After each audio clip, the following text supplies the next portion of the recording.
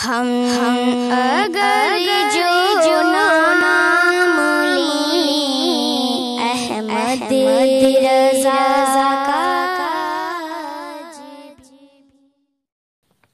Website के ज़रिए एक सवाल किया था राशिद अजहरी साहब ने।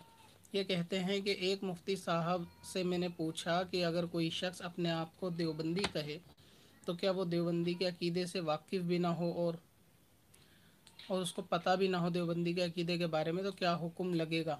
तो मुफ्ती साहब ने ये जवाब दिया कि उसको देवबंदी ही मानेंगे। आपसे कॉल पर बात करना चाहता हूँ राशिद अजहरी साहब। जैसा कि आपने बताया कि एक शख्स है और वो ख़ुद को देवबंदी कहता है और वो देवबंदी के अकायद और नज़रियात से वाकिफ़ नहीं है और उसको कोई ख़बर भी नहीं है, और वो एक मुफ्ती साहब ने इसके जवाब में कहा कि उसको देवबंदी ही तसव्वुर किया जाएगा। देखें, एक होता है उर्फ़ी देवबंदी, यानी उर्फ़ के एतबार से जिसको देवबंदी आप कह सकते हैं, और एक होते हैं वो देवबंदी के जिनके ऊपर तकफ़ीर का जो है वो हुक्म लगा हुआ है अकायद को लिखने की वजह से, या फिर उन अकायद की पैरवी करने की, या उनको हक़ जानने उसकी तस्दीक करने की बिना पर भी। तो ऐसे शख्स को जो है वो काफिर कहा जाएगा।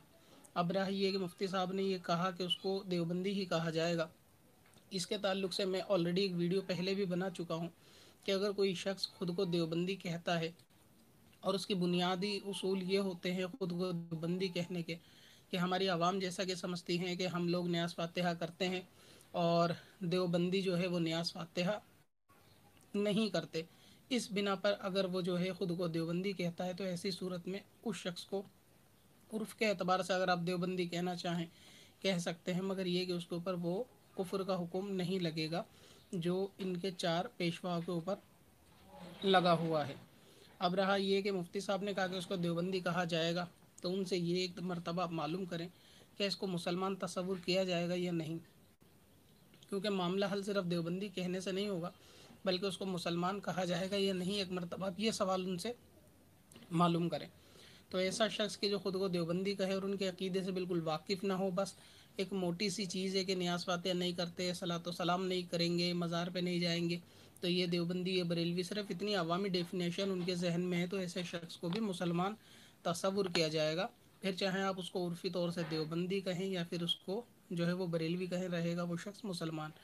और अगर आप ज़्यादा मुतमईन होना चाहते हैं तो आप इस सवाल को कहीं दारुल इफ्ता में ले जाके या दूसरे मुफ्तियान इकराम से मालूम करें, थोड़े और दो चार लोगों से आप मालूम करेंगे तो इंशाअल्लाह ताला आपको इसका जो है वो जवाब मुतमईन मिल जाएगा। बहरहाल वो शख्स मुसलमान ही रहेगा अगरचे वो ख़ुद को देवबंदी कहता हो।